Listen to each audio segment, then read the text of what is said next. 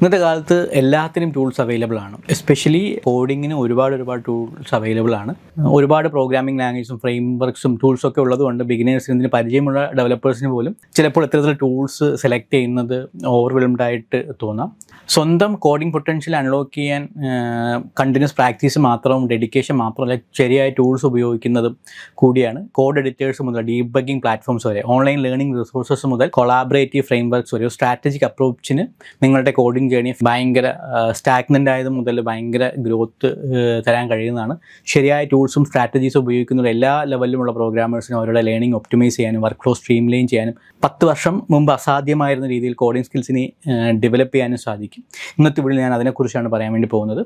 ഈ channel video ആദ്യമായിട്ട് കാണുന്നവർ എന്നെ ഇൻട്രൊഡ്യൂസ് ചെയ്യാം. എൻ്റെ പേര് സാഹർ. ഈ ചാനൽ നമ്മൾ artificial intelligence, data science, data analytics, full stack development, മേൺ stack, software testing, digital marketing എന്ന വീഡിയോ അപ്ലോഡ് ചെയ്യുന്നത്. എഡ്യൂ ലേണിംഗിൻ്റെ എയിം എന്നെ ഫ്രഷേഴ്സ് ആയിട്ടുള്ള ഒരു കരിയർ ഗ്യാപ്പിൽ ഒരു IT കരിയർ എനേബിൾ ചെയ്യുക എന്നുള്ളതാണ്. ഇപ്പോൾ ടൂൾസിൻ്റെ കാലഘട്ടമായതുകൊണ്ട് തന്നെ ഇന്നത്തെ കാലത്ത് കോഡിംഗ് എന്ന് പറഞ്ഞാൽ കുറച്ച് ലൈൻ ഓഫ് കോഡ്സ് എഴുതുന്നത് മാത്രമല്ല, മറിച്ച് എഫിഷ്യൻസിയും ക്രിയേറ്റീവും പ്രോബ്ലം സോൾവിങ് എല്ലാമാണ്. ഈ ഒരു കോംപ്ലക്സ് ആയ പ്രോസസ്സിനെ സപ്പോർട്ട് ചെയ്യുന്നതാണ് ടൂൾസ് എന്ന് പറയുന്നത്. Integrated development environments, debugging platforms, version control systems, പിന്നെ ഓൺലൈൻ റിസോഴ്സസ് എല്ലാം ഉള്ളതുകൊണ്ട് കോഡേഴ്സിന് വേഗത്തിൽ പണി തീർക്കാൻ പറ്റും, എറേഴ്സ് കുറയ്ക്കാൻ പറ്റും, പിന്നെ മറ്റുള്ളവരുമായിട്ട് കൊളാബറേറ്റ് ചെയ്യാനും പറ്റും.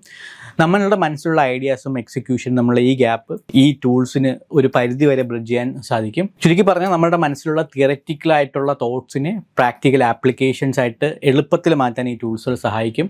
ഈ ടൂൾസുകൾ ഇല്ലെന്നുണ്ടെങ്കിൽ എത്ര ടാലൻറ്റ് പ്രോഗ്രാം ആണെന്നുണ്ടെങ്കിൽ നിങ്ങളുടെ സമയം നിങ്ങൾ വെറുതെ പെൻഡ് ചെയ്ത് കളയും, വീണ്ടും എറേഴ്സ് വരുത്തും. കൂടാതെ ഈ മാറിക്കൊണ്ടിരിക്കുന്ന ലൈറ്റിംഗ് സ്പീഡിൽ പോയിക്കൊണ്ടിരിക്കുന്ന ഇൻഡസ്ട്രിക്ക് ഇവോൾവ് ചെയ്യാനും പറ്റാത്തൊരവസ്ഥയിലേക്ക് വരും. നമ്മൾ കോഡിങ് ചെയ്യുന്ന എല്ലാവരും ആദ്യം തിരഞ്ഞെടുക്കേണ്ടത് റൈറ്റ് ഐഡിയ ആണല്ലേ, എങ്കിൽ മാത്രമേ നമുക്ക് മാക്സിമം പ്രൊഡക്ടിവിറ്റി കിട്ടത്തുള്ളൂ. ഒരു ഇൻ്റഗ്രേറ്റഡ് ഡെവലപ്മെൻറ്റ് എൻവയോൺമെൻറ്റ് എന്ന് പറഞ്ഞാൽ ഒരു സിമ്പിൾ ടെക്സ്റ്റ് എഡിറ്റർ മാത്രമല്ല, ഡെവലപ്പേഴ്സിന് അവരുടെ കോഡ് എഴുതാനും ഡീബഗ് ചെയ്യാനും ടെസ്റ്റ് ചെയ്യാനും പറ്റിയൊരു കംപ്ലീറ്റ് വർക്ക് സ്പേസ് ആണ്. നമ്മൾ എത്ര എഫിഷ്യൻ്റ് ആയിട്ടാണ് കോഡ് ചെയ്യുന്നത് നമ്മൾ സെലക്ട് ചെയ്യുന്ന ID അനുസരിച്ചിരിക്കും. വിഷ്വൽ സ്റ്റുഡിയോ കോഡ് അതിൻ്റെ വെർസൽറ്റാലിറ്റിക്കും ലൈറ്റ് വെയ്റ്റ് ഡിസൈനും ഫേമസ് ആണ്.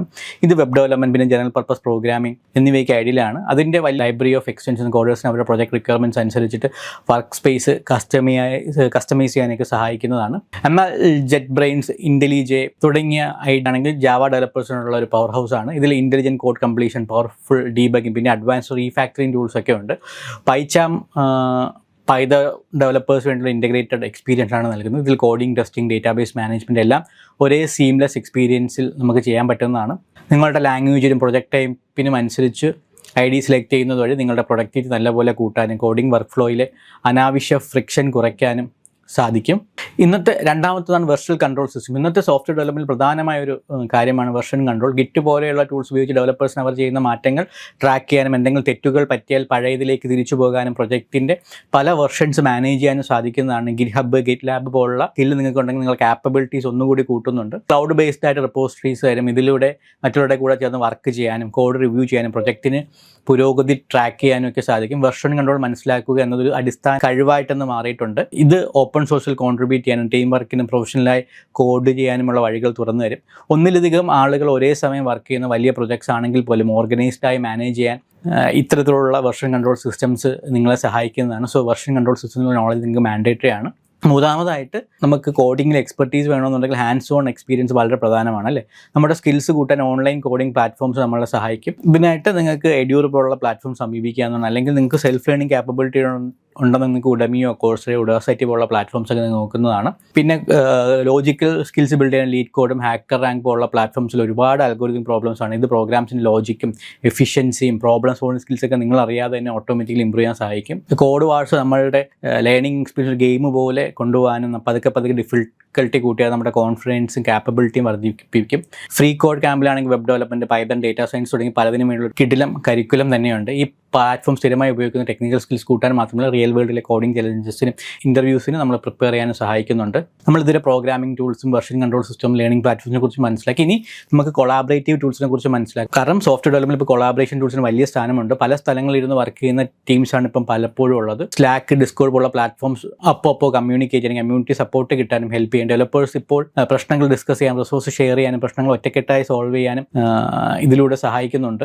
ട്രെല്ലോ, ജിറ പോലുള്ള ടൂൾസ് പ്രൊജക്റ്റ് മാനേജ് ചെയ്യാനും പ്രൊജക്റ്റ് എങ്ങനെ പോകുന്നു എന്ന് ട്രാക്ക് ചെയ്യാനും ഡെഡ്ലൈൻസ് കറക്റ്റായിട്ട് മെയിൻറ്റെയിൻ ചെയ്യാനും സഹായിക്കുന്നുണ്ട്. നോഷനിലാണെങ്കിൽ documentation, note taking, project management എല്ലാം കൂടി ഒറ്റ പ്ലാറ്റ്ഫോമിൽ കിട്ടും. ഇത് പേഴ്സണലായിട്ടും ടീമായിട്ടും യൂസ് ചെയ്യാനും പറ്റുന്നൊരു ടൂളാണ്. ഇത്തരത്തിലുള്ള കൊളാബറേഷൻ ടൂൾസ് ഉണ്ടെങ്കിൽ വർക്ക് ഫ്ലോസ് നല്ല സ്മൂത്ത് ആക്കുകയും ആളുകൾ തമ്മിലുള്ള മിസ്കമ്മ്യൂണിക്കേഷൻ കുറയ്ക്കുകയും ചെയ്യും.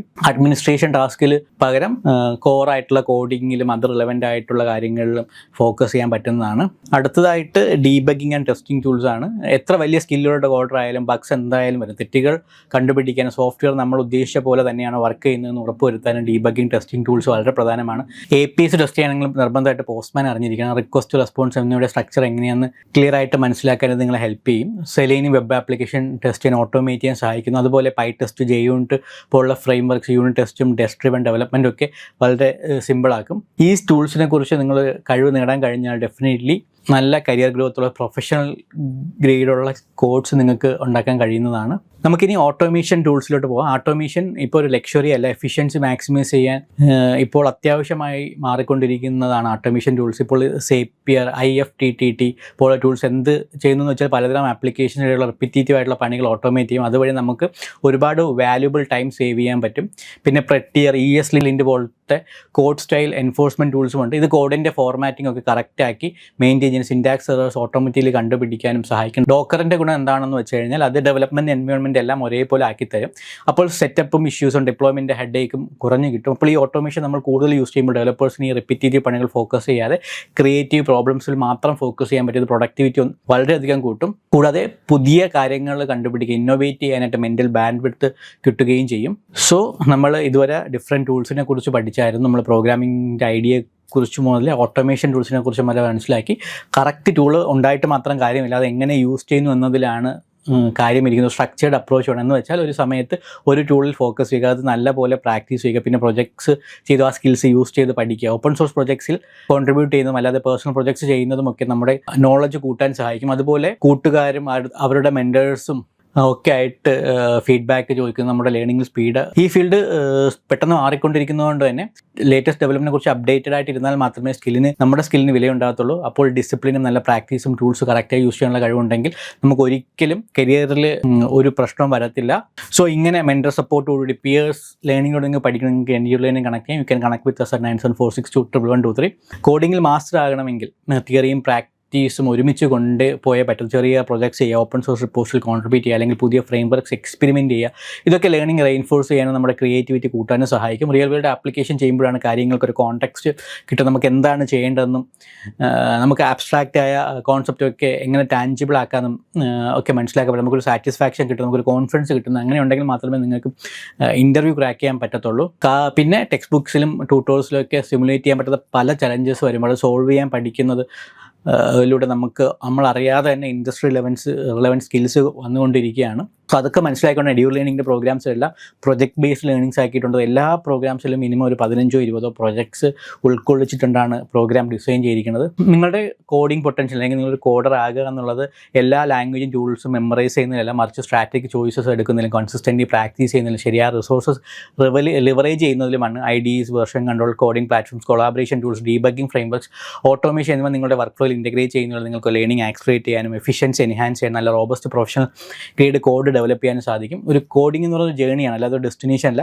പെർസിസ്റ്റൻസ്, ക്യൂരിയോസിറ്റി, പിന്നെ ടൂൾസിൻ്റെ സ്ട്രാറ്റജിക് ഉപയോഗവും ഉണ്ടെന്നുണ്ടെങ്കിൽ നിങ്ങൾക്ക് ഡെഫിനറ്റ്ലി ടെക് ലാൻഡ്സ്കേപ്പിൽ മുന്നിട്ട് നിൽക്കാൻ കഴിയുന്ന ഡെവലപ്പർ ആകാൻ സഹായിക്കുന്നതാണ്.